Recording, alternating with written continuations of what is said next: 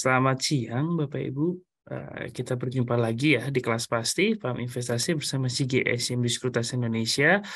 Apa kabar Bapak Ibu yang hadir di live Facebook maupun di Zoom webinar ya? Semoga dalam keadaan sehat ya Bapak Ibu. Mengingat di Jakarta ya terutama, jadi Jabodetabek ini sedang tinggi-tingginya polusi ya. Jadi kalau kita lihat yang sedang ramai pada akhir-akhir ini atau bulan ini gitu ya, itu adalah tingkat polusi yang cukup signifikan gitu ya, dan terdapat banyak yang kena ISPA ya. Semoga Bapak Ibu yang join di kelas pasti pada siang hari ini tetap diberikan kesehatan. Oke, hari ini kita ada kelas pasti untuk umum ya. Mungkin kalau udah dapat informasi melalui sosial media maupun dari website resmi kita atau yang sudah mendaftar gitu ya. Tema kita pada siang hari ini adalah barisan saham yang investor newbie harus tahu gitu ya. Nah, di ini akan dibawakan oleh Mbak Ellen ya. Mbak Ellen ini dari Retail Research, analis dari CGS CIMB Sekuritas Indonesia yang akan menjelaskan terkait materi ini ya. Jadi kalau misalnya ya masih bingung untuk bagaimana memilih saham yang tepat, terutama yang newbie gitu ya. Jadi ada sedikit gambaran ketika nanti Mbak Ellen akan menceritakan pada tema siang hari ini gitu. Nah, lebih mantap lagi gitu ya, selesai sesi pertama yang dibawakan oleh Mbak Ellen, kita akan membawakan platform dari CGS CIMB Sekuritas Indonesia. Mungkin Bapak Ibu yang belum tahu mekanisme cara membeli saham, kita akan edukasi menggunakan platform kami ya, yaitu kalau kita sebut nama platformnya adalah CGS CIMB iTrade. Jadi kalau Bapak Ibu ingin pengen belajar, caranya gampang banget ya kalau misalnya kita lihat semua dilakukan secara online maupun dari pembuka rekeningnya dan pembelian sahamnya. Nanti kita akan simulasikan ya. Nah, mungkin saya screen terlebih dahulu ya untuk promo-promo kita mungkin atau eh, apa namanya? Sebentar. Oke, kita share website resmi kita ya. Jadi kalau misalnya ada event kita maupun promo-promo kita, jadi nggak ketinggalan ya. Jadi kalau misalnya kita cek di sini, saya screen ya.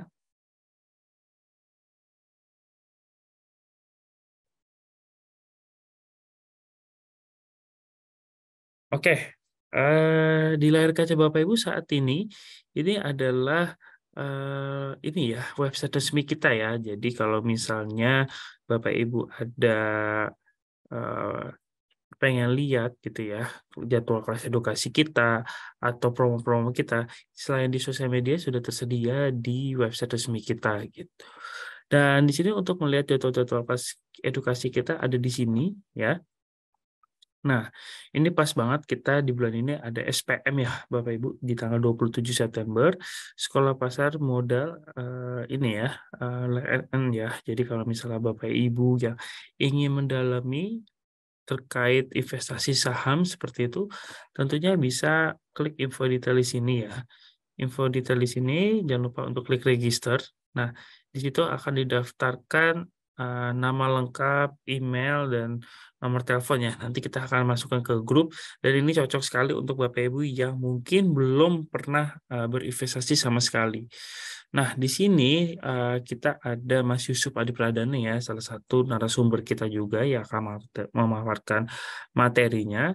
Jadi di sini akan menjelaskan terkait instrumen apa saja yang ada di pasar modal dan nanti kita juga mantapkan dari cara penggunaan aplikasi lebih lanjut ya. Jadi kalau misalnya berminat gitu ya, pengen join, tentunya bisa langsung ke website kami di cgscmb.co.id. Atau Bapak Ibu kalau misalnya mau lihat program baru kita ya, atau program yang kita sudah berjalan gitu, di Instagram kita biasanya itu ada BTS, berita tentang saham ya, di Instagram kita di CGS CMB ID, itu biasanya kita akan menampilkan ini ya, update market live streaming gitu ya, bersama tim research, itu ada Mbak Ellen, ada Mas Mino dan Mas Aji yang akan biasa membawakan setiap harinya. Nah, nanti Bapak Ibu bisa langsung join aja, bisa follow Instagram kita di CGSMB ID. Dan kita juga ada namanya klinik saham ya. Jadi kalau misalnya kita share, sebentar.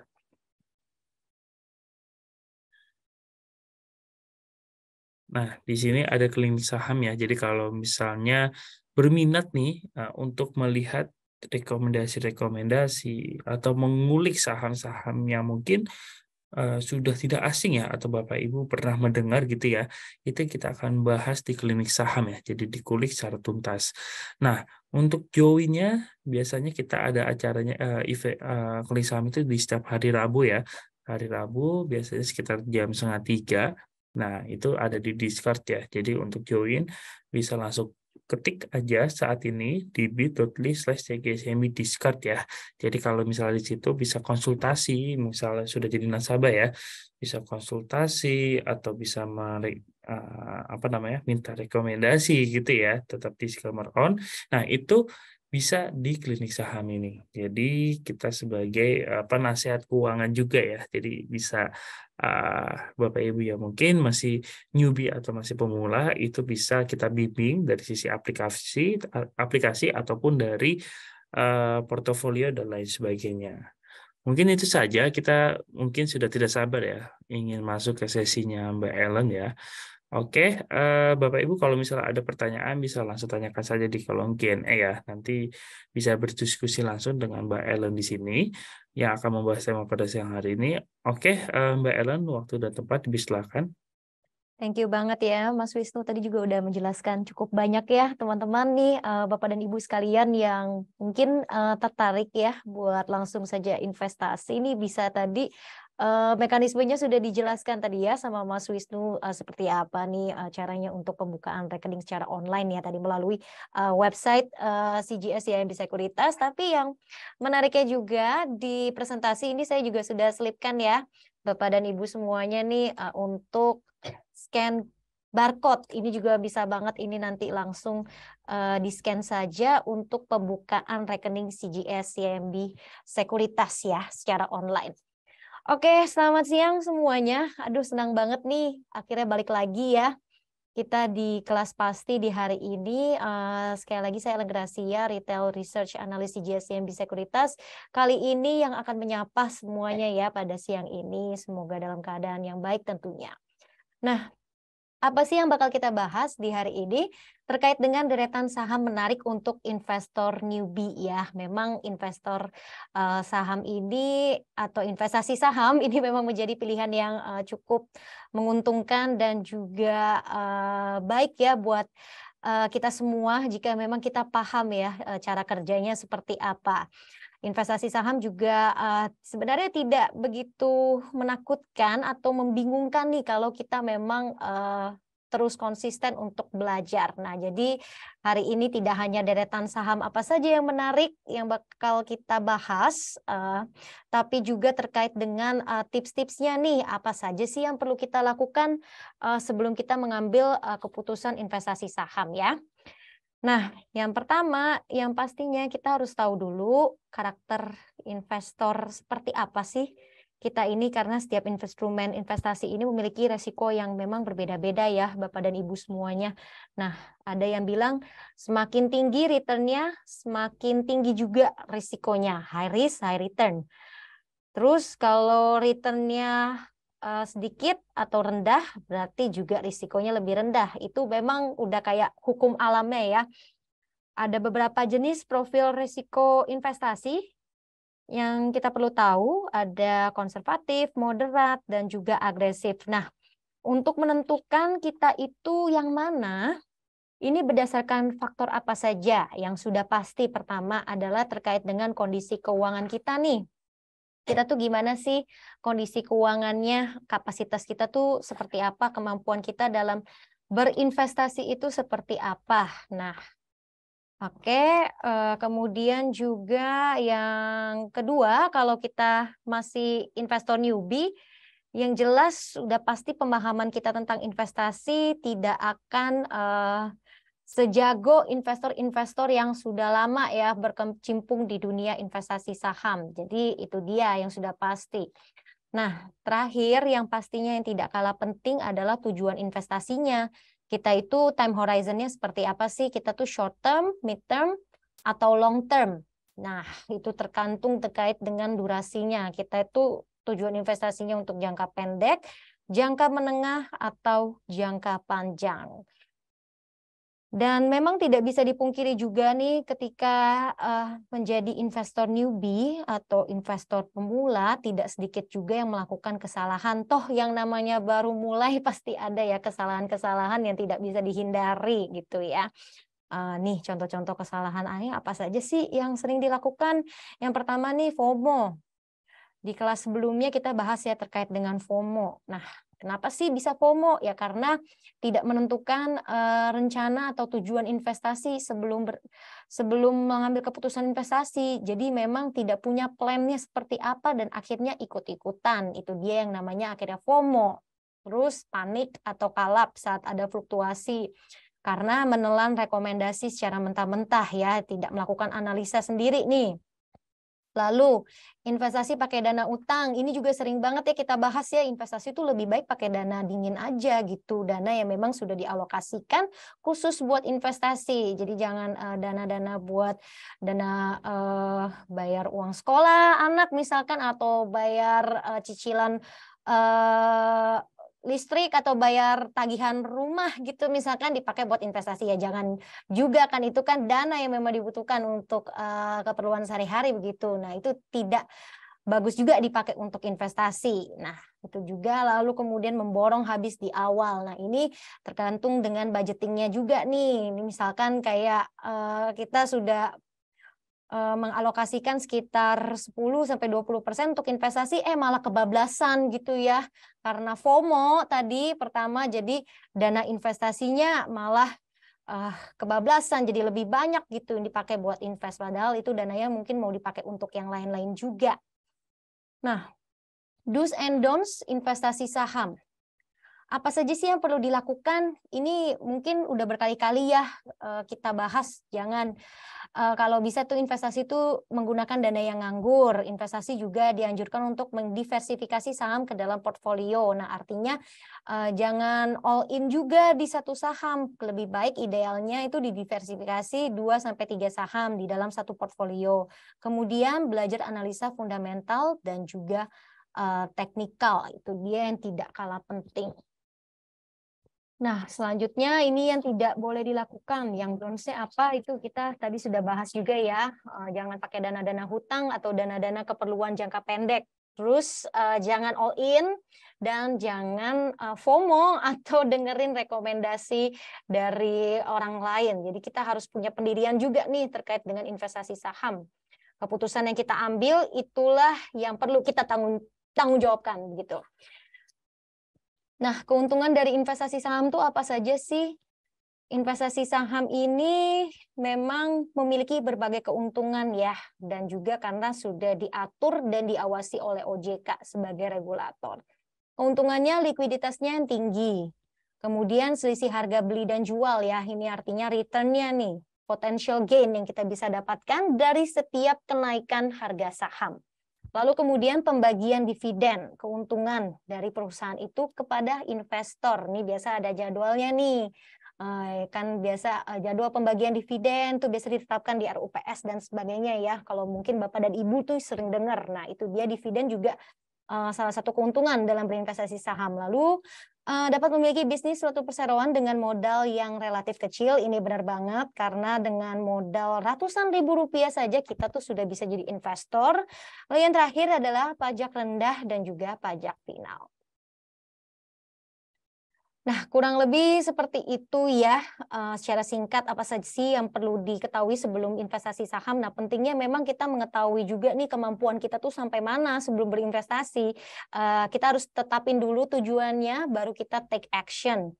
Karena kalau kita tidak mulai dari sekarang, ya kapan lagi ya. Jadi selagi kita bisa, selagi kita melihat secara long term goals kita nih kira-kira bisa tercapai atau enggak, ya kita harus ambil action untuk memulai investasi, karena investasi itu memang untuk kebaikan secara jangka panjang ataupun juga jangka pendek. Jadi memang dua hal tersebut cukup berbeda, tapi semuanya sama-sama bermanfaat dan bisa dicapai jika kita memang benar-benar komitmen untuk berinvestasi dan juga tahu nih rules-nya seperti apa, resikonya seperti apa, return-nya juga seperti apa. Kita tahu semuanya.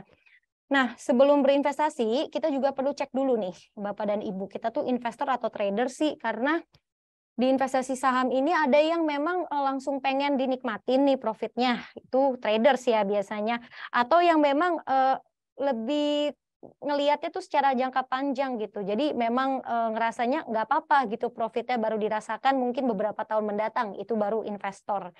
Nah, perbedaan investor dan trader ini cukup jelas banget. Jadi investor itu lebih cenderung investasi ya, memang kemudian untuk traders itu lebih ke trading. Jadi memang udah cukup jelas. Nah, kalau investor itu buy and hold, mereka kan jangka panjang. Kemudian untuk traders, mereka tuh buy and sell. Jadi mereka langsung aja pokoknya ngelihat ada setiap momen kesempatan atas kenaikan harga saham, ngelihat ada momentum memaksimalkan profit, mereka akan lakukan gitu ya. Nah, kemudian untuk investor ini, mereka membeli saham perusahaan berfundamental baik. Kalau untuk traders, ya sebenarnya lebih baik sih memang membeli saham dengan perusahaan yang berfundamental baik. Tapi untuk traders, karena sifatnya ini jangka pendek, jadi kalau melihat ada momentum bisa menghasilkan return yang cukup oke, biasanya mereka akan melihat saham-saham perusahaan yang harganya ini memang berpotensi naik atau menguat. Jadi memang lagi-lagi momentum yang diincar oleh para traders. Jangka panjang, jangka pendek sudah kita ketahui perbedaannya antara investor dan traders. Kemudian untuk analisisnya ini juga berbeda. Investor ini lebih menggunakan analisis fundamental, untuk traders sendiri menggunakan analisis teknikal. Nah, analisa fundamental itu apa sih? Nah, ini juga penting banget untuk diketahui ya. Mungkin kita pernah nih juga mengalami sudah beli saham tapi besokannya harganya turun nih kenapa gitu kan. Terus juga ada pertanyaan-pertanyaan seperti, aduh kok makin di hold kok makin turun. Terus aduh apakah cut loss aja.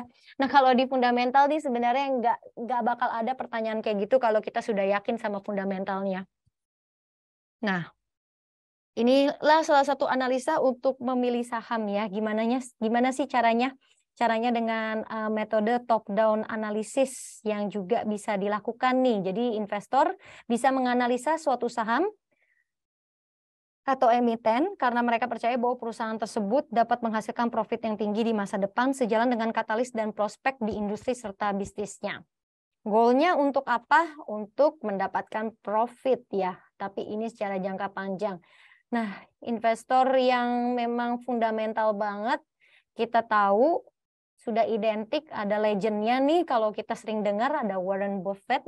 Warren Buffett ini memang dia lebih tipenya yang buy and hold ya. Jadi dia kalau udah yakin banget sama satu saham yang memang fundamentalnya udah prospeknya ke depannya memang bagus banget, dia akan benar-benar yakin dan akan hold bisa bertahun-tahun dan baru bisa direalisasikan profitnya itu beberapa tahun mendatang.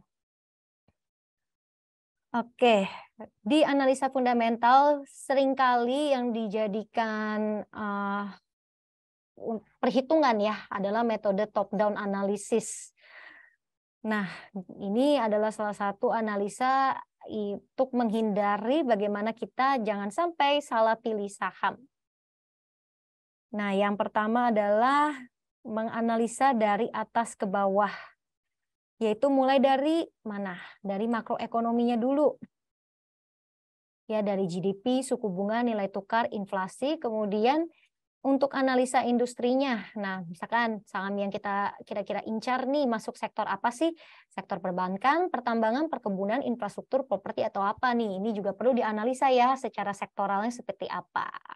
Katalis-katalisnya seperti apa? Prospeknya bagaimana? Karena kan kalau kita mungkin let's say kita pilihnya Saham yang tergabung dalam sektor pertambangan itu kan termasuk cyclical juga ya. Jadi biasanya sih kalau misalkan sektor pertambangan kayak emiten-emiten batu bara, emiten komoditas minyak, emiten nikel misalkan, itu cyclical banget dan cenderung mengikuti pergerakan harga komoditas globalnya juga gitu. Nah, itu salah satu contoh bagaimana kita menganalisa secara industri. Lalu analisis laporan keuangan, ini juga penting banget karena kan tidak setiap perusahaan nih melaporkan kinerja yang sama semua nih. Semua perusahaan pasti kan beda-beda ya kinerjanya. Nah, makanya ini lebih spesifik lagi kita lihat nih bagaimana sih kinerja fundamentalnya secara historis, oke atau enggak nih emitennya begitu. Lalu analisa ekonomi mungkin kita akan bahas dulu ya. Dari yang paling atas, dari yang paling pertama dulu, ekonomi secara global, ekonomi secara domestik tuh lagi bagaimana sih? Nah, karena analisa ekonomi ini sangat penting untuk mempelajari potensi perekonomian suatu negara di masa datang dengan menggunakan data historis maupun data saat ini. Kita perlu tahu dulu nih pertumbuhan PDB kita nih seperti apa. Lalu inflasi. Nah, ini mungkin ya belakangan ini dari tahun lalu sampai tahun ini inflasi ini yang selalu menjadi perbincangan karena kita lagi di era kenaikan suku bunga. Jadinya memang ini korelasinya ke inflasi. Pemerintah dunia ini lagi yang namanya mengejar target untuk menekan inflasi ya. Gitu. Jadi kalau inflasinya naik berarti suku bunganya bakal dinaikkan lagi. Kalau inflasinya diturunkan, maka suku bunganya baru nih bisa berpeluang turun. Nah, mungkin itu nih salah satu mengapa belakangan ini kita sering dengar ya inflasi, target inflasi begitu. Lalu tingkat bunga tadi juga ini kan sama inflasi dan tingkat bunga. Tingkat bunga adalah indikator biaya modal dalam suatu sistem ekonomi sebagai data pembanding untuk mengukur tingkat keuntungan investasi. Ini lebih ke return-nya. Lalu fluktuasi nilai tukar, ini juga penting banget. Nilai tukar rupiah kita bagaimana nih? Karena kalau nilai tukar rupiah menguat biasanya ini juga bisa menarik capital inflow juga ya ke market kita begitu. Nah, ini juga yang tidak kalah penting ya. Jadi ada PDB, inflasi, tingkat bunga, fluktuasi nilai tukar. Ini variabel-variabel yang sering digunakan dan juga yang perlulah secara basic kita tahu gitu. Update-nya seperti apa sih kondisi ekonomi kita tuh. Apakah lagi dalam keadaan yang oke atau dalam keadaan yang mungkin kalau istilahnya kita sering dengar nih bikin wait and see dulu ya begitu karena market nih memang sering banget merespon terkait dengan keadaan ekonomi terkini begitu. Nah, ini dia PDB. PDB ini sensitivitasnya bagaimana sih antara setiap perubahan terhadap profitability dari perusahaannya. Nah, biasanya meningkatnya PDB adalah sinyal yang baik atau positif untuk investasi. Kalau PDB-nya naik, berarti ini prospek pertumbuhan ekonominya juga membaik nih, gitu. Berpengaruhnya kepada apa? Kalau misalkan PDB-nya naik, biasanya daya belinya juga naik, konsumsinya juga naik, berarti demand-nya juga naik nih, dan ini juga bisa membawa profit ya kepada perusahaan-perusahaan. Lalu inflasi.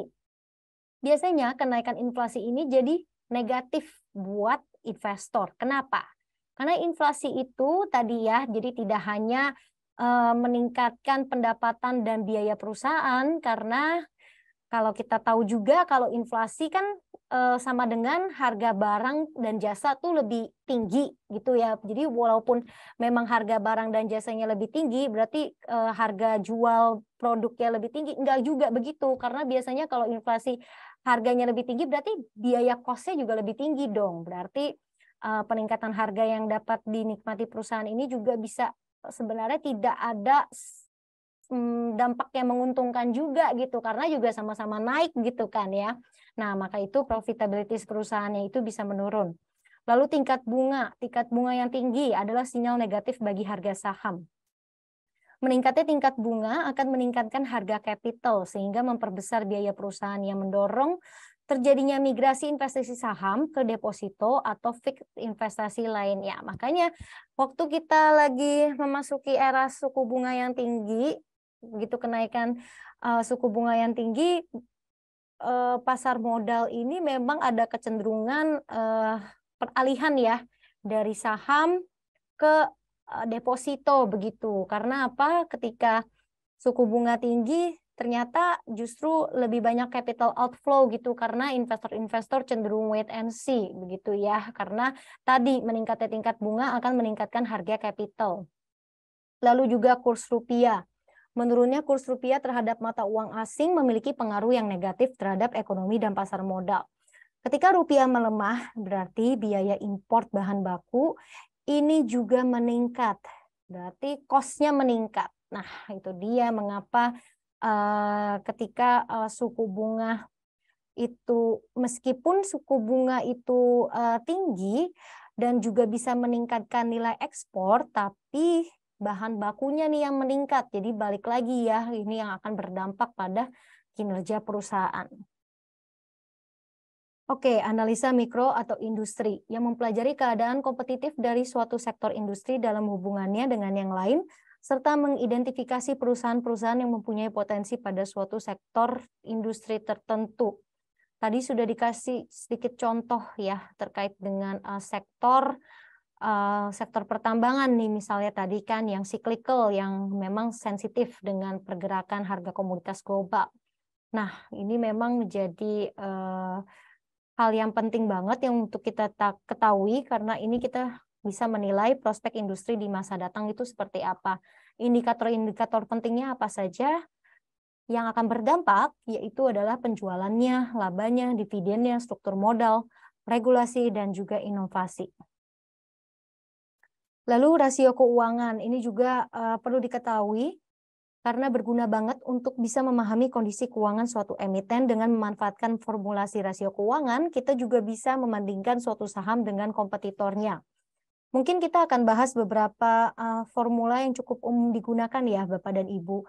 Ada price to earning ratio atau PE, kita sering dengar. Ini digunakan untuk mengetahui harga saham emiten dibandingkan dengan pendapatannya. Nah, misalkan semakin rendah PE-nya, maka secara valuasi sahamnya berarti lebih murah ataupun juga lebih menarik. Kemudian current ratio.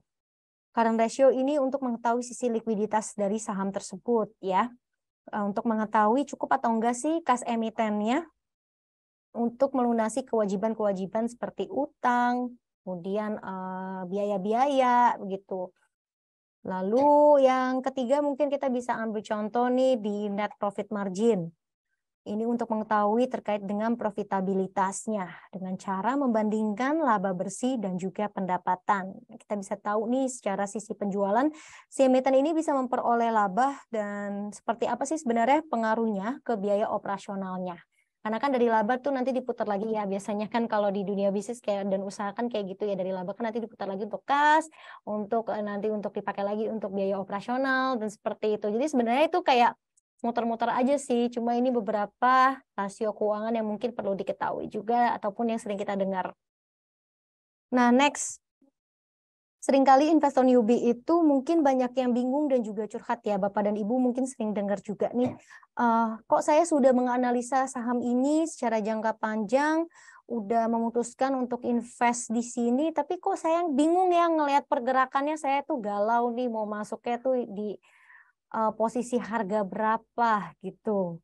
Mungkin yang sering didengar tuh pertanyaan-pertanyaan seperti ini udah masih oke buat masuk atau enggak lah ya gitu kan, atau supportnya atau resistensinya itu di mana gitu kan. Itu dia yang namanya analisa teknikal nih, kita akan bahas ya. Nah, kenapa sih kita harus tahu analisis teknikal? Karena ini akan menentukan ya time to entry, time to exit, time to hold. Kapan kita masuk, kapan kita beli, kapan kita jual, dan kapan nih kita tidak perlu melakukan apa-apa atau kita berarti hold aja gitu. Nah, ini dia beberapa asumsi-asumsi dari analisis teknikal ya. Jadi ada yang namanya supply dan demand. Ini yang sangat-sangat menentukan harga dari sisi teknikal. Karena dari setiap perubahan dari setiap kenaikan ini mencerminkan tingkat perubahan relatif supply dan demand. Lalu kemudian tren pergerakan harganya, lagi downtrend atau lagi uptrend. Karena ini juga cenderung mempengaruhi terkait dengan momentumnya. Kalau lagi downtrend, ya pastinya kita avoid dulu ya. Kalau lagi uptrend, ya berarti prospeknya bagus nih. Atau misalkan kalau lagi downtrend, tapi ada tanda-tanda rebound, ada tanda-tanda reversal menuju uptrend, nah itu momen yang lebih bagus lagi untuk entry, begitu. Lalu yang ketiga, pola pergerakan harga akan terulang kembali karena tindakan manusia yang juga berulang. Psikologis manusia pada dasarnya sama dalam mengantisipasi keadaan pasar. Nah, ini dia nih. Sebenarnya kalau kita udah paham terkait dengan analisis fundamental, misalkan terkait dengan tadi ya analisis secara sektoral, yang sebenarnya kita udah tahu nih, ini biasa akhir tahun musimnya harga-harga komoditas tuh pada naik gitu. Nah, itu kan juga berarti secara historis ya. Kita sudah tahu nih biasa memang akhir tahun demand tuh meningkat gitu. Komoditas tuh juga pasti naik biasanya. Nah, itu dia mungkin salah satu contoh dari asumsi history repeat itself nih. Karena memang pola pergerakan harganya nih memang cukup berulang gitu. Nah, tapi itu hanya berlaku di saham-saham cyclical, contohnya seperti sektor pertambangan. Oke, ini dia terkait dengan analisis teknikal yang biasa kita sering lihat ya kalau kita buka chartnya atau ngelihat trading grafik trading, ini sering banget kita melihat terkait dengan candlestick ya. Nah, candlestick ini grafik berbentuk garis dengan pola yang sama seperti grafik batang. Dibentuk dari informasi harga open, high, low, dan close. Bentuk seperti batang-batang lilin dengan sumbunya, dan perbedaan warna batang menentukan arah gerak harga. Jadi kalau biasa kita lihat nih ukuran candlestick kan beda-beda ya. Ada yang gendut bentuknya, ada yang tipis gitu bentuknya. Nah itu beda-beda itu artinya. Karena ukuran badan candlestick itu menunjukkan seberapa jauh harga saham telah mengalami pergerakan di hari itu juga. Nah, apabila ukuran badan candlestick itu memanjang atau tebal atau gendut gitu ya, itu artinya bagus tuh, berarti itu ada momentum penguatan. Ya, kalau misalkan warnanya hijau ya. Tapi kalau warnanya merah itu justru sebaliknya, itu berarti tekanan jualnya luar biasa begitu. Nah, kalau misalkan badan candlestick itu lebih yang tipis-tipis gitu ya, yang nyaris kayak cuma segaris doang kelihatannya. Nah, itu biasa momentumnya cenderung pelan ya, berarti itu di hari itu perdagangan agak-agak sideways gitu ya, nggak kemana-mana harga sahamnya gitu. Nah, kemudian dalam grafik candlestick sudah pasti ya ada dua warna berbeda, ada merah dan hijau. Merah kita udah tahu dong pasti itu apa artinya, terkoreksi. Kalau hijau itu artinya menguat, naik harga sahamnya. Lalu komponen berikutnya ada yang ini nih, yang ada kayak garis-garis di atas dan di bawah ini namanya shadow. Jadi ketika shadow-nya mengarah ke bawah, lebih panjang di bawah, itu artinya mengindikasikan bahwa ada momentum tekanan jual ya pada hari itu. Jadi harganya terdorong turun begitu. Nah, kalau shadow-nya lebih panjang di atas, berarti tekanan belinya itu lebih tinggi ya. Hari itu tuh momentum kenaikan sahamnya atau pembelian sahamnya itu cukup tinggi di hari perdagangan. Oke, kita lanjut. Mungkin seringkali kita dengar support dan resistance. Supportnya berapa nih? Resistennya berapa nih? Ini sering banget yang jadi pertanyaan Bapak dan Ibu semua ya. Nah, kenapa sih penting banget buat tahu support dan resistance, dan kenapa sih support dan resistance itu sering banget jadi pertanyaan? Jadi support itu adalah area di mana harga tidak dapat menembus dan bisa berbalik naik ya, terletak di bawah harga saat ini nih. Jadi memang itu biasanya support lebih rendah daripada harga market sekarang gitu ya. Nah, biasanya support ini bisa jadi momentum buy. Nah, ini dia mengapa menarik banget. Karena kalau misalkan dia menyentuh support lalu mantul lagi, nah ini berarti ada chances dia bisa ada sinyal-sinyal pembalikan arah. Kenapa support tuh penting banget ya. Sering kan semuanya nih mungkin kalau lagi cari posisi entry buy saham ini pasti ngincernya harga-harga support gitu ya, harga-harga support yang bisa mantul gitu yang kuat gitu. Kenapa? Karena kalau ibaratnya kita beli saham di harga support dan support itu kuat ya, harga saham itu kuat berada di support itu artinya kita dapat harga yang best buy lah, ibaratnya kita tuh bisa berhasil nawar gitu ya di saham tersebut ya. Nah, kalau resistance tuh apa? Resistance tuh di mana area harga yang tidak dapat menembus dan bisa berbalik turun terletak di atas harga saat ini. Biasanya itu direspon dengan aksi sell. Jadi misalkan resistance-nya sudah tercapai, nah itu dia biasanya kita lebih ke sell ya, kita merealisasikan profit kita di area-area resistance.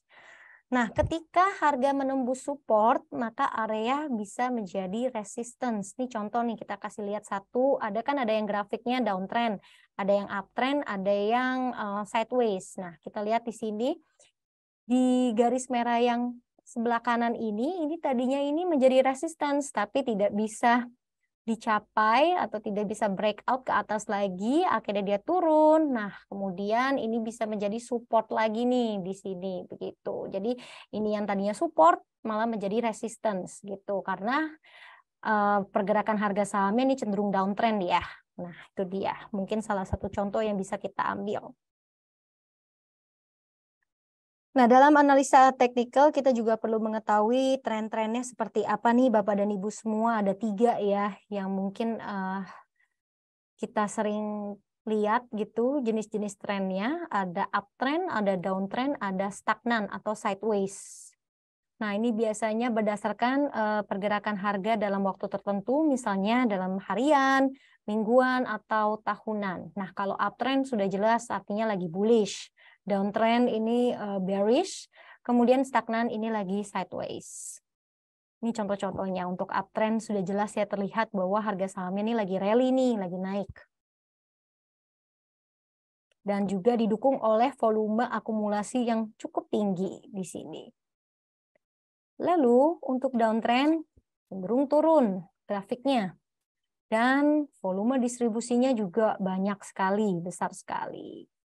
Nah, biasanya untuk saham-saham downtrend kita ngelihatnya juga itu dari volumenya ya. Apakah volume distribusinya sudah selesai atau tidak. Dan apakah dari grafik chartnya itu ada tanda-tanda rebound atau enggak gitu. Lalu nextnya sideways. Ini cenderung pergerakannya cukup terbatas dan volumenya nih berbeda ya dibandingkan uptrend dan downtrend. Ini volumenya tipis-tipis banget, sedikit-sedikit banget gitu ya. Jadi agak sepi nih sebenarnya nih kalau sideways nih kita sering bilangnya sepi banget gitu dibandingkan uptrend dan downtrend. Karena kalau downtrend tadi misalkan ini volumenya besar sekali, uptrend juga kan besar sekali nih volumenya. Kalau sideways biasanya kecil-kecil, tipis-tipis aja setiap hari, agak sepi begitu. Oke, tadi sudah dibahas ya terkait dengan amunisi-amunisi apa saja yang diperlukan buat investor newbie. Sekarang langsung saja nih kita ke saham-sahamnya. Saham-saham apa sih yang cocok buat investor newbie yang mungkin memiliki profil risiko lebih rendah atau low risk ya? Sebenarnya ada beberapa emiten yang masuk dalam topik CGS CIMB Sekuritas Indonesia. Tapi mungkin hari ini kita akan bahas 2 dulu karena durasi juga ya Bapak dan Ibu semua. Jadi hari ini kita bahas 2 dulu. Mungkin yang lain-lain bakal kita bahas nih di sesi-sesi kelas pasti berikutnya. Ada Astra International, ASI, dan juga BMRI. Nah, ini 2 saham kategorinya big caps ya, kapitalisasi pasarnya besar banget. Kenapa sih saham big caps tuh cocok buat investor newbie? Karena kita tahu biasanya saham big caps ini memiliki market cap yang sudah jumbo banget di atas 100 triliun rupiah dan biasanya perusahaan big caps ini memiliki operasi usaha yang solid dan juga tidak begitu terpengaruh dengan kompetisi pasar. Jadi hari ini kita ada 2, ada Astra dan juga ada Bank Mandiri. Oke, kita akan bahas juga ya terkait dengan yang tidak kalah penting kinerja keuangannya. Mungkin kita cek satu persatu dari Astra terlebih dahulu. Untuk Astra sendiri ini bisa dilihat di tabel berikut ini Bapak dan Ibu, laba bersih pada kuartal 2 2023-nya ini kita lihat memang mengalami penurunan ya secara year on year, tapi untuk laba bersihnya di semester 1 itu masih cukup oke ya, penurunannya tidak sebesar secara secara kuartalan di year on year. Jadi untuk semester satunya sebenarnya tidak begitu, secara kumulatif tidak begitu signifikan penurunannya. Nah, realisasi untuk kinerja Astra sendiri ini setara 60% dari konsensus full year 2023 ya. Sebenarnya masih di atas ekspektasi juga, karena sebenarnya kalau dari segi bisnis pun penurunan laba bersih di kuartal 2 dan juga semester 1 2023 ini lebih karena pengukuran fair value adjustment investasi di Goto, Gojek Tokopedia, dan juga untuk di Hill ya. Tapi kalau kita lihat lagi nih yang cukup menarik adalah pendapatannya nih masih naik ya. Bahkan untuk di semester 1 2023 ini masih naik 13% secara year on year, menjadi sekitar 162,4 triliun rupiah. Jadi sebenarnya itu tadi dari segmen investasi yang akhirnya menyebabkan kinerja ASI atau dari segi laba bersihnya ini mengalami penurunan. Tapi kalau kita ngelihat dari segmen-segmen bisnis ASI yang sudah cukup terkenal, yang memiliki kontribusi lebih besar, sebenarnya overall masih oke gitu. Contohnya ya, otomotif saja. Ini penjualan mobil dan motor juga masing-masing meningkat ya. 7% secara year on year dan 53% secara year on year. Laba bersihnya meningkat, pertumbuhan penjualan mobil dan motor juga meningkat. Lalu kemudian pangsa pasarnya juga masih meningkat. Kita tahu baik untuk kendaraan roda 2, kendaraan roda 4, Astra tuh masih menjadi leader ya untuk pangsa pasarnya di bisnis otomotif gitu. Nah, selain itu di bisnis komponen otomotif yang dioperasikan oleh Astra Auto Parts, ada Auto, ini juga mencatatkan pertumbuhan laba bersih sebesar 85% secara year on year. Terus juga dari sisi segmen pabrikan atau OEM, ini juga ada peningkatan pendapatan. Jadi dari segi bisnis otomotif masih oke, malah bagus banget gitu ya peningkatannya. Lalu untuk jasa keuangan, ini juga masih oke ya. Total pembiayaan kendaraan, mobil dan motor ini naik 27% secara year on year. Laba bersihnya pun juga naik 32% secara year on year ya. Nah, kemudian untuk alat berat, kontraktor, pertambangan, dan energi dari anak usaha Astra sendiri, UNTR, United Tractors, ini juga mencatatkan kenaikan penjualan unit alat berat Komatsu sebesar 9% secara year on year. Jadi dari bisnis kontraktor penambangan ini masih so far so good, karena dari produksi batu baranya ini juga naik 17% year on year, dan volume overburden removalnya juga tumbuh 20% secara year on year. Jadi baik kenaikan penjualan dan pembiayaan kendaraan ya, kalau kita boleh lihat dan kita compare di antara ketiga segmen bisnis Astra ini, yang paling moncer memang masih otomotif yang jadi penopang kinerja dari Astra. Oke, karena penjualan motor aja nih naiknya 53%-an begitu ya. Dan mobil ini juga masih naik 7%-an gitu. Jadi memang ini yang menopang dari segi pendapatan dan juga laba bersih Astra. Nah, apa saja sih katalis-katalis Astra yang perlu diperhatikan dan juga menarik buat di watch nih? Tren penjualan otomotif itu dia. Mungkin khususnya mobil ya. Tren penjualan mobil yang positif bisa berpotensi memberikan dukungan terhadap kinerja Astra ke depannya, baik segmen otomotif maupun pembiayaan.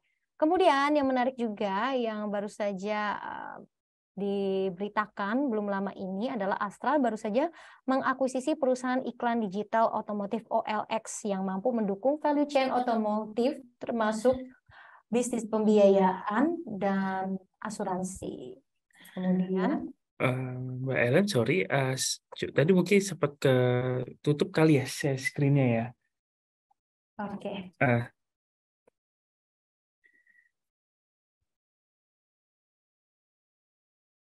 sorry.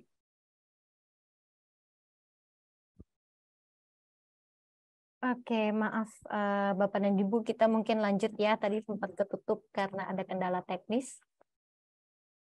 Iya, kita balik lagi ke Katalis Astra. Apakah sudah terlihat, Mas Wisnu? Boleh coba dibantu? ya, aman, sudah aman. Aman ya, sebentar. Oke, kita lanjut lagi, balik lagi mungkin ke Katalis Astra ya.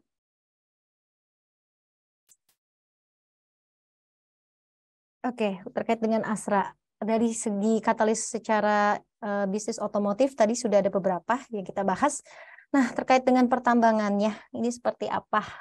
Menariknya, anak usaha Astra sendiri, United Tractors, baru mengakuisisi 40,48% saham PT Supreme Energy Sriwijaya, perusahaan pengembang energi geotermal. Nah, kenapa ini menarik banget buat kita bahas? Karena kita tahu sendiri ya, bursa karbon ini rencananya dijadwalkan akan resmi beroperasi pada bulan September ini, dan ini juga menjadi salah satu penggerak, sentimen penggerak untuk emiten-emiten yang memang berkecimpung di renewable energy ya. Kalau kita perhatikan kayak saham-saham seperti PGO, BRPT, kemudian UNTR ini juga belakangan ini juga kenaikan harga sahamnya juga cukup oke ya. Mereka juga terkena sentimen positif dari situ. Nah, UNTR sendiri memiliki target porsi pendapatan dari bisnis non batubara sebesar 50% pada 2030. Jadi mungkin komitmen untuk memperkuat bisnis di segmen energi geotermal, renewable energy ini juga menjadi salah satu katalis yang bisa mendorong UNTR dan juga pastinya ASI ke depannya jika memang nantinya terrealisasi dengan baik ketika nanti bursa karbon memang sudah resmi dijalankan mulai dari bulan ini. Tapi tentunya kita masih menunggu lagi konfirmasi ya, apakah memang jadwalnya di bulan September ini atau tidak untuk bursa karbon. Lalu diversifikasi bisnis lainnya. Astra juga memiliki ekosistem dalam industri kesehatan melalui strategi omni-channel dengan menambah investasi di Halodoc dan sebelumnya juga di Hermina. Jadi memang Astra ini secara bisnis kalau kita bisa katakan ini lebih ke konglomerasi ya. Jadi ada otomotif, ada pertambangan, kemudian juga ada kesehatan gitu ya. Jasa keuangan juga ada. Jadi memang macam-macam bisnisnya. Nah, untuk itu CGS-CIMB Sekuritas masih mempertahankan rating F buat Astra. Ini adalah harga terakhir ya di 6.400 di hari Jumat kemarin. Harga penutupan Jumat kemarin di 6.400. Sementara untuk target harga dari CGS-CIMB Sekuritas sendiri ini di 7.925.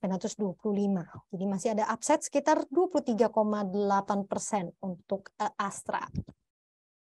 Berikutnya, selain Astra, ada juga nih Bank Big Caps ya yang cukup bisa dikatakan nih cukup defensif ya, menjadi kesayangannya investor-investor fundamental. Ada BMRI. Kenapa sih jadi kesayangannya investor fundamental? Karena kalau secara kinerja ini bisa dilihat juga nih Bapak dan Ibu semua ya. Kinerjanya positif banget. Laba bersih di kuartal 2 2023 aja ini naiknya 25%. Sehingga laba bersih di semester 1 2023 ini juga naiknya 25%. Dan kalau kita lihat secara totalnya 25,2 triliun rupiah untuk semester 1 2023. Nah, itu didukung oleh kenaikan pendapatan yang melampaui biaya OPEX-nya. Yang pertama, pertumbuhan kredit Bank Mandiri ini tetap terjaga di level 12% secara year on year di kuartal 2 2023 ya, tidak melambat dibandingkan kuartal 1 2023, di mana kalau kita lihat ini rata-rata bank lain tuh kinerjanya pada kuartal 1 itu mengalami perlambatan ya. Di kinerja semester 1 2023 itu juga masih ada perlambatan, tapi untuk BMRI ini cukup kokoh nih kalau kita lihat dibandingkan yang lain. Begitu. Lalu setelah turun tajam di kuartal 1 2023, net interest margin Bank Mandiri juga pulih pada level 5,44% di kuartal 2 2023 akibat strategi penyesuaian suku bunga pinjaman pada segmen korporat. Di semester 1 2023 bahkan ini net interest marginnya naik sebesar 17 basis point. Lalu efisiensi yang terus meningkat. Biaya operasionalnya ini meningkat hanya sebesar 3% secara year on year pada kuartal 2 2023 dan 2,6% secara year on year di semester 1 2023. Dan ini jauh di bawah pertumbuhan pendapatan ya yang sekitar 14%. Jadi biaya operasionalnya ini mengalami peningkatan yang tipis-tipis aja, masih lebih rendah jauh daripada pertumbuhan pendapatannya. Nah, itu dia. Lalu kemudian kualitas aset terus terjaga. Credit cost guidance diturunkan menjadi 1,1 sampai 1,3% dari sebelumnya 1,3 sampai 1,5% berdasarkan posisi semester 1 2023 dan juga outlook dari manajemen. Nah, ini dia. Kedepannya gimana sih prospek BMRI? BMRI sendiri mempertahankan guidance pertumbuhan pinjaman sebesar 10-12% dan net interest margin sebesar 5,3-5,6%. BMRI juga beralih ya ke pinjaman dengan yield yang lebih tinggi, yaitu di segmen komersial atau supply chain dan juga retail loan. Untuk level return on equity BMRI saat ini juga masih oke banget nih Bapak dan Ibu, masih terus meningkat. Bahkan di semester 1 2023 untuk posisinya itu di 21,9%. Nah, ini dikarenakan membaiknya loan underwriting dan juga tercapainya efisiensi operasional.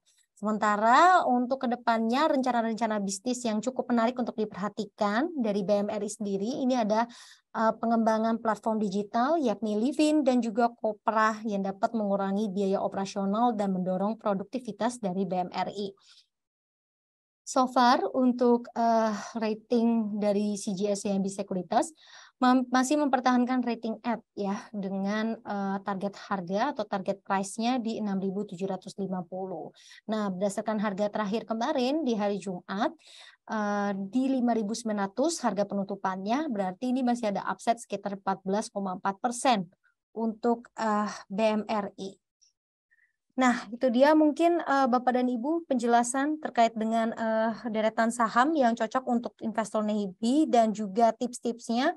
Tentunya semoga bermanfaat dan sekali lagi disclaimer on ya, tadi juga sudah dijelaskan terkait dengan analisa fundamental dan teknikal. Nah, alangkah baiknya juga sebagai investor kita bisa mengambil keputusan investasi berdasarkan analisa kita sendiri. Jadi buat yang mungkin kepikiran juga atau tertarik nih untuk eksekusi langsung untuk investasi saham bisa tadi ya di-scan barcode-nya di sini untuk pembukaan rekening saham CGS CIMB Sekuritas secara online. Oke, itu dia mungkin saya kembalikan kepada Wisnu. Oke, thank you Mbak Ellen. Pemaparannya sangat lengkap sekali ya. Mungkin sedikit pertanyaan sih Mbak Ellen untuk ini ya, saham-saham yang mungkin menarik ya. Kalau kita lihat di sini kan kita menjelang akhir tahun ya. Apakah untuk menjelang akhir tahun ini sektor batu bara itu akankah menarik atau tidak ya seperti itu? Karena biasanya metode berulang itu atau mungkin pas pandemi sektor pertambangan nggak begitu menarik ya karena dari sisi kita impor gitu ya. Ekspor gitu ya, itu ekspor dan impor batu bara kita gitu ya, atau ke biasa Indonesia ke China itu kan sedikit terhambat dikarenakan namanya pandemi gitu.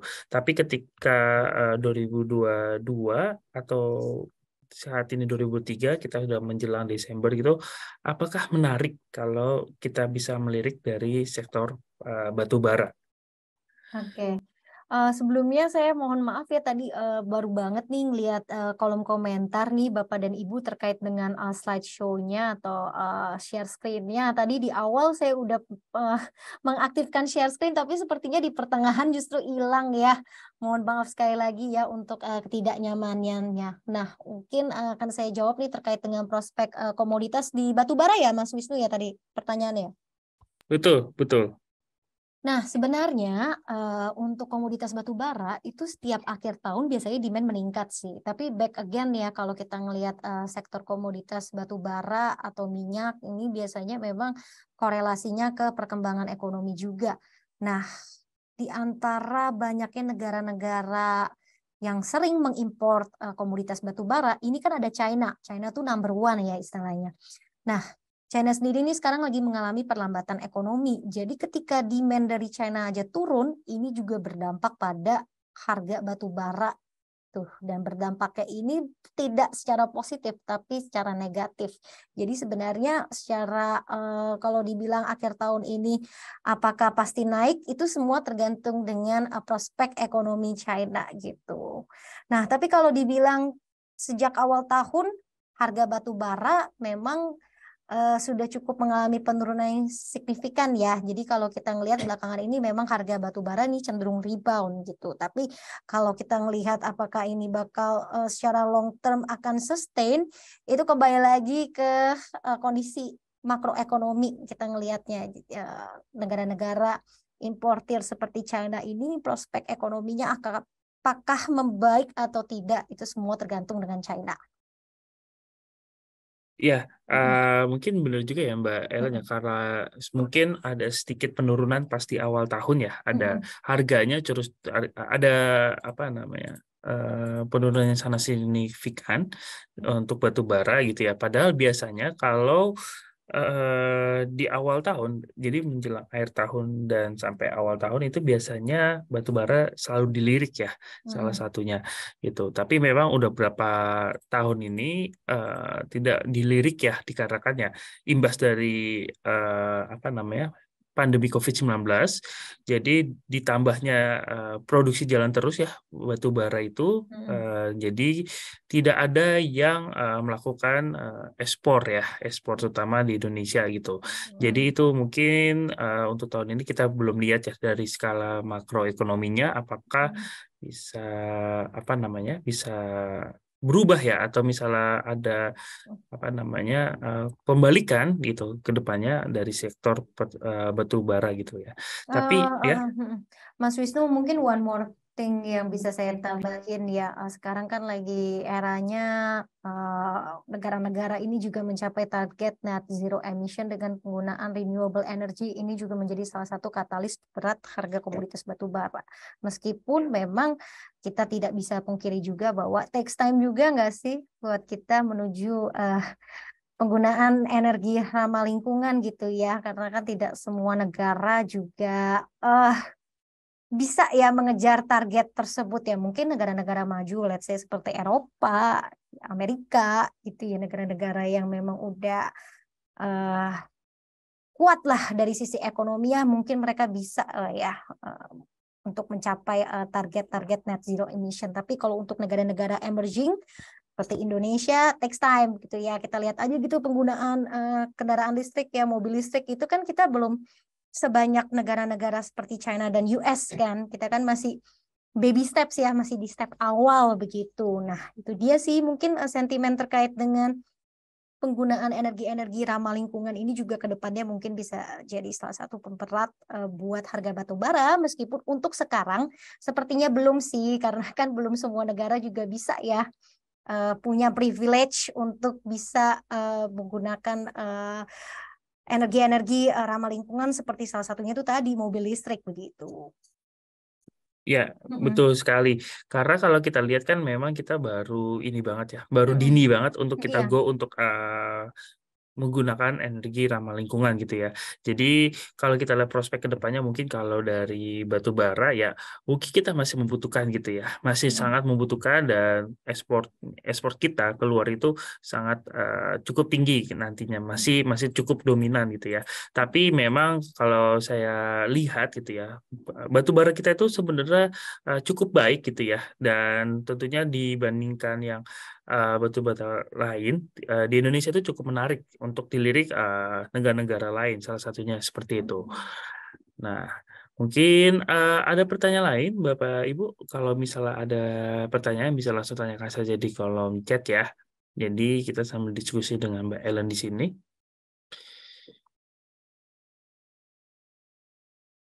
Oke, mungkin ini pertanyaan terakhir aja nih Mbak Ellen. Mm. Kalau kita melihat kan sebentar lagi biasanya akhir tahun ini banyak terjadi ya yang namanya window dressing, lalu Mm. mempercantik ya window dressing kan biasanya perusahaan itu mempercantik laporan keuangan ya.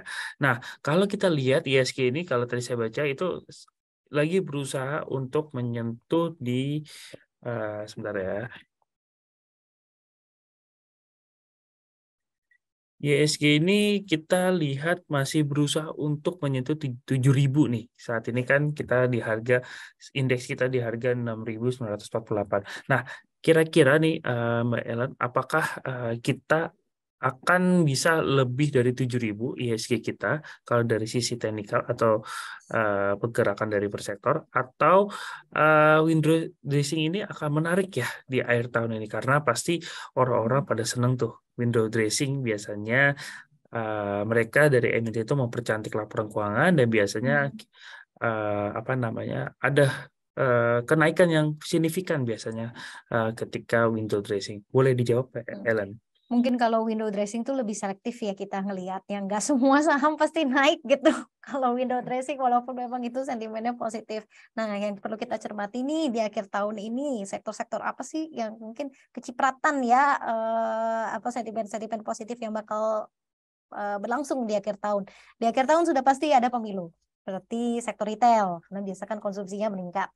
Kemudian sektor perbankan, kalau memang The Fed tidak sebegitu agresif ya menaikkan suku bunga, karena kan probabilitasnya untuk akhir tahun ini akan menaikkan suku bunga kalau tidak salah tuh 1 kali lagi gitu kan. Habis itu mungkin bakal cenderung soft landing gitu kan. Itu kita sama-sama harapkan itu bisa menjadi sentimen positif buat perbankan. Kemudian untuk otomotif itu karena balik lagi dari meningkatnya konsumsi biasanya juga penjualan otomotif bisa meningkat juga ya, itu juga menjadi booster buat penjualan otomotif. Jadi mungkin itu sih 3 sektor yang bisa dipantau ya.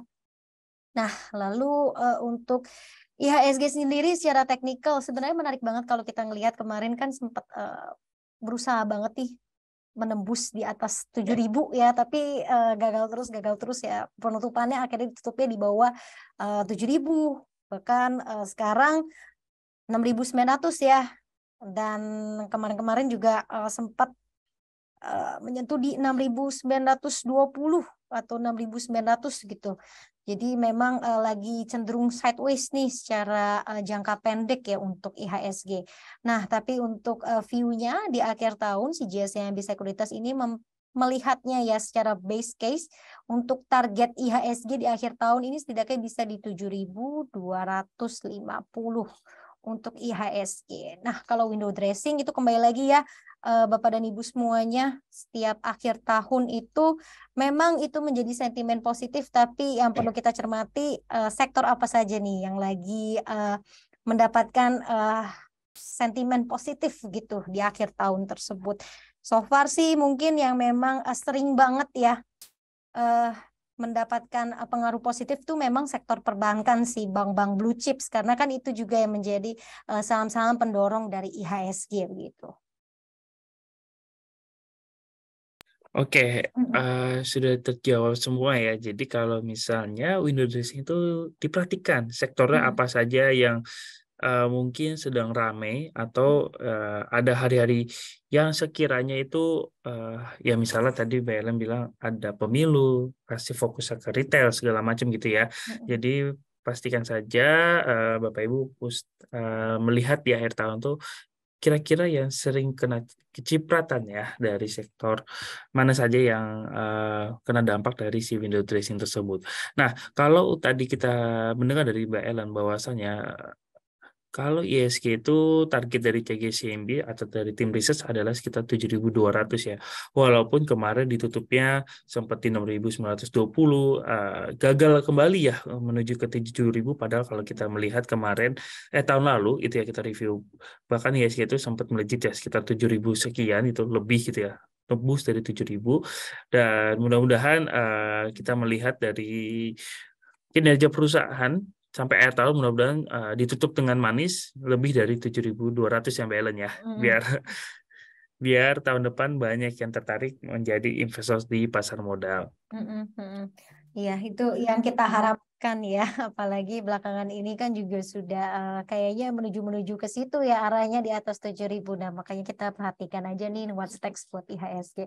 Sekali lagi terima kasih Bapak dan Ibu semuanya untuk kesempatan di kelas pasti hari ini. Mohon maaf sekali lagi untuk ketidaknyamanannya terkait dengan kendala teknis tadi, sempat terjadi, share screen-nya sempat hilang ya, mohon maaf sekali lagi ya Bapak dan Ibu ya, mungkin ini bakal menjadi, pembelajaran juga buat kita ya ke depannya nih untuk kita review juga nih terkait dengan teknisnya, di hari ini. Oke mungkin itu dulu, terima kasih sekali lagi, saya kembalikan ke Wisnu.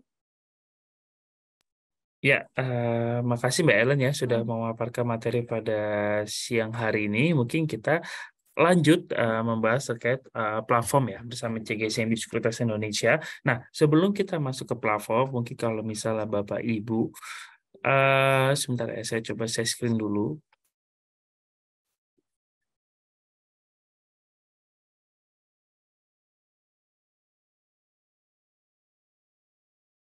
Jadi kalau Bapak Ibu yang mungkin belum membuka akun ya, itu bisa melakukan pembukaan rekening di klik register sini ya. Tetap di website yang sama di cgscmb.co.id/register ya. Nah, di sini tinggal memasukkan saja alamat email yang aktif ya, yang sering digunakan.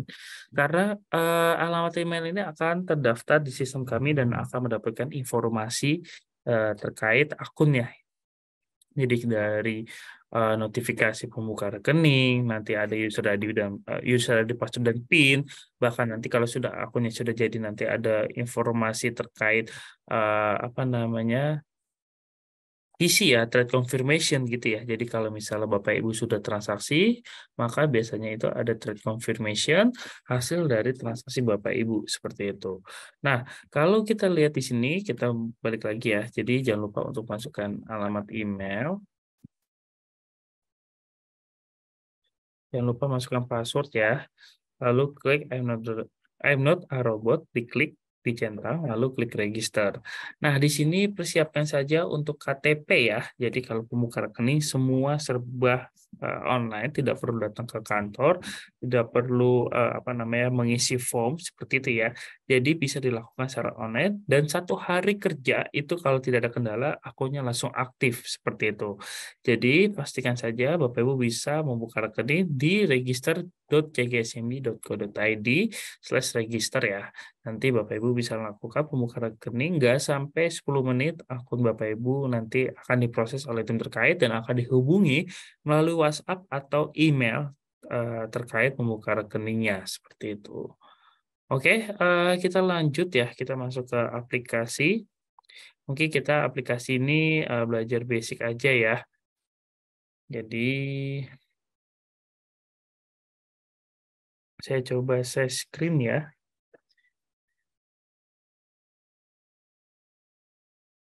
Oke, saya akan pelajarin dari sisi mobile, aplikasi mobile.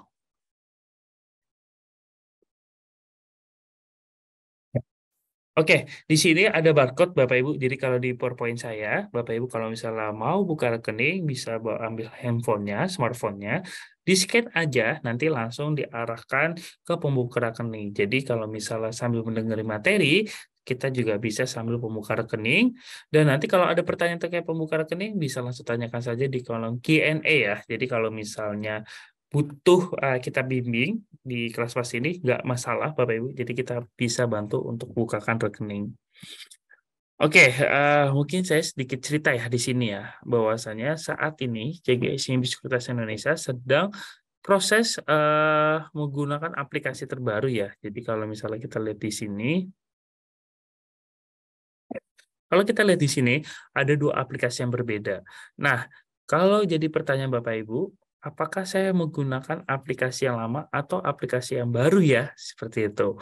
Nah, kalau saat ini Bapak Ibu kalau sudah buka rekening, nanti kita arahkan ke aplikasi terbaru seperti itu. Namun, saat ini di nasabah yang sudah existing atau yang sudah lama ya di CGSCMB, itu masih kebagi 2 ya, ada menggunakan aplikasi lama dan aplikasi terbaru. Nah, Kalau aplikasi terbaru ini tentunya kita menampilkan secara fresh ya. Kalau misalnya di aplikasi lama, mungkin dari kita lihat gambar dari sisi yang ini ya, kita lihat ini adalah aplikasi yang lama. Ini mungkin terlalu standar gitu ya, atau temanya gelap ya. Biasanya kan kalau pengguna smartphone saat ini ya, itu bisa menggunakan dua tema, ada tema gelap maupun tema terang. Nah, kalau kita lihat di sini, kalau tema gelap aja itu kan mungkin agak sedikit mengganggu ya. Kita bisa mengatur secara mudah kalau misalnya di aplikasi terbaru itu sudah tersedia dua tema yang sekaligus Bapak Ibu bisa gunakan.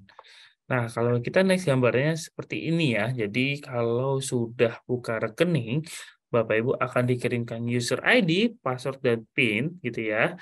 Nanti akan dikirimkan melalui email dan silakan untuk login di sini ya dan password. Nah, jangan lupa untuk member Me dan sebenarnya ya, ini saya lupa screenshot ya yang terbaru. Kita sudah ada namanya menggunakan fingerprint maupun dari Face ID. Mungkin kalau misalnya menggunakan iOS ya, iOS atau iPhone seri 10 ke atas. Nah, itu sudah tersedia Face ID dan mungkin pengguna Android menggunakan fingerprint seperti itu. Nah, ini yang tadi saya maksud. Jadi kalau misalnya di aplikasi baru ini sudah bisa menggunakan dua tema ya, tema gelap dan tema terang seperti itu. Nah, yang jadi pertanyaannya adalah berapa sih fee transaksinya seperti itu ya, fee transaksi online gitu ya. Nah, fee transaksi online itu untuk belinya di 0,1815% dan fee jualnya di 0,2815% seperti itu ya. Jadi sekitar berbeda ya. Kita untuk apa namanya fee kita cukup kompetitif ya dengan yang lain gitu ya. Jadi kalau misalnya menjadi pertanyaan, fee kita untuk belinya di 0,1815 dan fee jualnya di 0,2815. Nah, lalu pertanyaan kedua yang biasa ditanyakan adalah berapa minimum deposit ketika kita mau buka rekening di CGCMB. Nah, untuk minimum deposit di sini itu tidak ada ya. Jadi Bapak Ibu bisa buka dulu, bisa cek-cek dulu aplikasinya, bisa melihat apa namanya, apakah Bapak Ibu ingin bertransaksi atau melihat-lihat dulu ya saham-saham yang mungkin Bapak Ibu ingin pantau. Kalau sudah oke, bahwasannya bisa langsung deposit aja ke RDN seperti itu ya. Jadi kalau misalnya ada pertanyaan berapa deposit minimum di CGS saat ini tidak ada Bapak Ibu seperti itu. Nah, lalu bagaimana untuk transaksinya? Caranya gampang banget. Jadi kalau misalnya untuk transaksi beli bisa klik di sini, lalu di sini di tanda panah ini bisa masukkan kode sahamnya. Lalu untuk melihat harga bid dan offer bisa klik di sini dan kalau sudah menemukan harga yang cocok atau klik salah satu harganya, maka di menu price ini juga akan langsung berubah ya sesuai dengan Bapak Ibu klik dan tinggal masukkan jumlah lotnya aja. Nah, mungkin menjadi pertanyaan, lot itu berapa lembar Mas Wisnu ya untuk kita membeli salah satu saham gitu. Nah, untuk satu lot itu sama dengan 100 lembar saham. Jadi kalau Bapak Ibu membeli saham secara online gitu ya, minimal pembeliannya adalah satu lot atau 100 lembar saham seperti itu. Nanti tinggal dikalikan saja berarti kalau dua lot sekitar 200 lembar saham, begitupun berkelipatan ya berlaku berkelipatan sampai Bapak Ibu membeli dari sesuai dari pembelian saham atau lot tersebut seperti itu. Nah, di sini kalau misalnya kita lihat, kita tinggal klik buy di sini, lalu nanti muncul konfirmasi order ya. Ketika sudah konfirmasi order, jangan lupa untuk masukkan PIN ya. PIN-nya nanti Bapak Ibu bisa sesuaikan. Ketika diterima PIN dari kita, Bapak Ibu bisa rubah. Jangan lupa untuk konfirmasi order. Nanti untuk melihat hasil ordernya, Bapak Ibu bisa klik di sini ya. Kotak kecil untuk melihat ke recent order atau biasa kita sebut adalah order list, Bapak Ibu. Lalu kurang lebih cara jualnya sama ya. Jadi kalau misalnya mau beli atau jual di menu trade ya dan tinggal dirubah untuk action-nya. Apakah Bapak Ibu ingin melakukan beli atau jual seperti itu. Lalu di sini ada menu code ya. Jadi di menu code ini kita bisa melihat dari market depth, ada dari DP price, DP order itu dari salah satu saham yang kita pilih. Lalu ada running trade ya, tapi running trade ini kalau Bapak Ibu tahu ya, running trade itu kita bisa melihat hasil dan dari transaksi saham tersebut ya. Nah, tapi kalau running trade itu biasanya kan banyak ya. Nah, kalau di sistem baru ini kita bisa memfilter running trade yang kita inginkan atau saham pilihan kita. Salah satunya misalnya sebagai contoh ada saham BNGA dan MPPA ini. Kalau misalnya kita klik running trade-nya, maka yang muncul hanyalah running trade saham BNGA atau saham pilihan Bapak Ibu sekalian seperti itu. Nah, selanjutnya di sini ada namanya amend order dan withdraw order. Jadi Bapak Ibu bisa merubah transaksinya. Misalnya sebagai contoh kita tadi transaksi di harga 1010 ya di saham SIDO di 1010, tapi kita mau cepat match ya atau mau cepat dan transaksinya ya. Nah, Bapak Ibu bisa bisa merubah harganya di sini ya. Jadi 1015 gitu ya, atau harga lebih rendah sebagai contoh di harga 995 ya. Jadi tinggal klik amend, nanti transaksinya akan atau harganya akan berubah seperti itu. Nah, untuk melakukan amend ini pastikan transaksi Bapak Ibu masih open ya, karena kalau misalnya sudah match maka tidak bisa untuk melakukan amend order seperti itu. Nah, begitupun juga withdraw order atau cancel order. Jadi kalau misalnya transaksinya sudah match itu tidak bisa di-cancel ya, atau Bapak Ibu pastikan saja transaksinya itu masih open seperti itu. Nah, di sini menu portofolio ya. Jadi kalau misalnya menu portofolio ini adalah menu aset ya, aset Bapak Ibu di akun di CGS CIMB. Nah, di poin pertama ini ada portfolio value, yaitu adalah total aset yang Bapak Ibu miliki saat ini. Nah, total aset ini kalau kita bisa akumulasi dari total ini 3.660.000 ditambah dengan 289.000, maka total portfolio value-nya sebesar segini ya. Lalu di poin nomor 2 itu ada unrealized profit ya. Jadi kalau misalnya kita bisa melihat ini adalah akumulasi dari keuntungan atau kerugian yang kita miliki.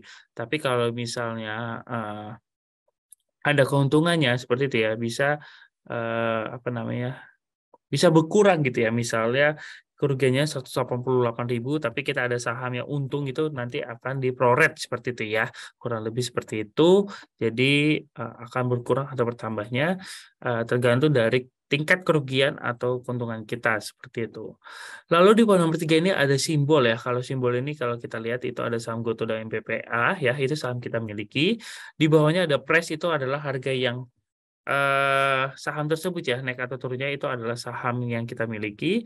Lalu di poin nomor 5 itu ada gain atau loss ya, yaitu adalah total keuntungan atau kerugian. Nah, itu dari setiap saham ya. Dan lalu di poin nomor 6 itu adalah net balance, itu adalah jumlah lot yang kita miliki ya. Jadi kalau misalnya kita punya 8 lot, berarti kita mempunyai 800 lembar saham. Kalau kita punya 100 apa namanya? 100 lembar gitu ya. Berarti sekitar bisa dihitung ya. Jadi kalau misalnya itu tinggal dikalikan saja. Seperti itu.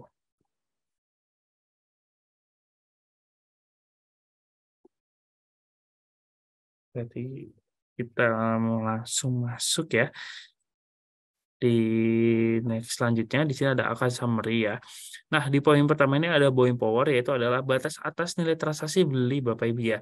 Jadi kalau misalnya buying power ini adalah dana cash atau 5 kali dana cash yang Bapak Ibu miliki. Sebagai contoh, Bapak Ibu misalnya menyetor dana sebesar 1 juta, maka buying power pasti akan dikalikan 5 ya, yaitu sebesar 5 juta. Nah, buying power sendiri itu adalah gunanya untuk Bapak Ibu misalnya menggunakan limit ya, misalnya membeli saham sebesar 2 juta, tetapi Bapak Ibu hanya memiliki dana sebesar 1 juta. Nah, biasanya tanpa kerasa kita membeli saham, tanpa lihat cash itu pasti kita bisa tetap transaksi ya, atau transaksi open atau match. Nah, itu yang dikenakan adalah limit. Nah, itu harus diperhatikan juga, limit itu kalau misalnya Bapak Ibu tidak perhatikan, maka Bapak Ibu akan dikenakan bunga gitu ya. Jadi pastikan saja di T plus 2 Bapak Ibu bisa membayar bunga yang Bapak Ibu gunakan. Jumlah bunga yang Bapak Ibu bayar, apa namanya? Jumlah buying power yang Bapak Ibu gunakan ya seperti itu. Lalu di poin nomor 2 ini ada holding market value ya, yaitu adalah nilai saham yang dimiliki Bapak Ibu sesuai dengan harga pasar. Nah, holding market value ini tentunya kalau misalnya value yang kita miliki di saham atau di portofolio, kalau harganya naik atau turun itu akan bergerak secara real time ya. Misalnya sebagai contoh, saya memiliki value saham PT ABCD sebesar 100.000.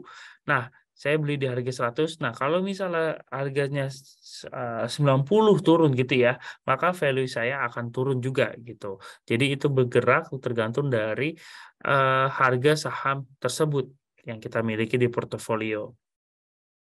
Lalu di poin nomor 3 itu ada total aset ya, itu dari akumulasi holding market value ditambah dengan current balance. Maka muncullah total aset ya. Jadi akumulasi dari aset kita di saham maupun dana cash yang saat ini tersedia seperti itu. Lalu di bawah nomor 4 itu adalah current balance. Mungkin saya jelaskan juga ya, langsung di poin nomor 5 juga. Jadi kalau current balance itu bedanya adalah ketika Bapak Ibu melakukan transaksi, itu transaksi dan sudah match ya, itu dananya langsung ke update. Tapi kalau available cash balance, itu kenapa nggak langsung terupdate? Karena menunggu T+2, seperti itu. Jadi pastikan saja kalau available cash balance ini untuk melakukan penarikan dana yang ada di RDN, tapi kalau current balance itu Bapak Ibu bisa melakukan dananya, melakukan pembelian lagi, seperti itu. Lalu di poin nomor 6 ini ada kredit limit ya, yaitu adalah jumlah limit trading yang dimiliki oleh Bapak Ibu. Jadi ini adalah batas atas ketika Bapak Ibu menggunakan limit atau buying power seperti itu. Ya, kalau untuk nasabah baru itu sekitar 300 juta seperti itu. Lalu di nomor 7 dan 8 ini ada open buy dan open sell ya, yaitu adalah nilai transaksi beli atau jual yang belum match pada hari bursa berjalan. Nah, kalau transaksi kita masih open, nah di kolom buy dan sell ini itu seperti ini ya. Sebentar ya. Di sini nanti akan muncul value-nya. Misalnya kita masih antri sebesar value-nya 1 juta. Nah, di sini akan muncul 1 juta di sini. Begitupun sebaliknya kalau kita melakukan AC jual. Nah, kalau di poin nomor 9 dan 10, ini contohnya seperti ini ya. Ini transaksi yang sudah match dan akan menghilang di T+2, seperti itu. Jadi bedanya kalau open buy dan open sell itu masih open, dan sell dan buy itu adalah masih sudah match transaksinya, seperti itu. Lalu di poin nomor 6 ini adalah for sale ya, yaitu adalah nilai outstanding yang sudah T+4 dan perlu dijual. Nah, di sini ada menu cash withdraw ya. Cash withdraw ini, Bapak Ibu, ini kalau di CGSMB untuk minimum penarikan dana atau dananya bisa masuk di hari yang sama, bisa dilakukan inputannya sebelum jam 9.30 ya. Jadi perlu dicatat nih, dananya bisa ditarik real time atau di hari yang sama ketika melakukan penarikan dananya di sebelum jam 9.30, karena kalau setelah jam 9.30 dananya akan diproses di keesokan harinya, seperti itu ya. Jadi kalau misalnya untuk melakukan penarikan dana, bisa klik portofolio di sini, lalu ke withdraw, masukkan dana yang tersedia, klik yes, dan klik withdraw history, apakah statusnya pending atau di approve, seperti itu. Lalu di sini ada history chat ya, tapi kalau history chat kita di aplikasi mobile ini cukup terbatas. Nanti nextnya di kelas pasif selanjutnya kita akan bawakan dari aplikasi desktop maupun versi web base ya. Jadi kita bisa lihat di situ. Nah, di sini kita bisa menggunakan beberapa indikator ya, yang Bapak Ibu bisa gunakan analisa teknikal. Nah, biasanya kita di kelas pasti nasabah akan membahas teknikal juga ya, terkait indikator seperti itu. Lalu di sini ada menu favorit, Bapak Ibu bisa mantau saham-saham pilihan di menu favorit stok seperti itu. Oke, terima kasih Bapak Ibu. Jangan lupa untuk follow sosial media kita ya. Jadi Bapak Ibu bisa mendapatkan informasi-informasi terupdate seputar promo-promo atau event-event kita seperti itu. Oke, sampai sini ada yang ingin bertanya Bapak Ibu sebelum kita tutup?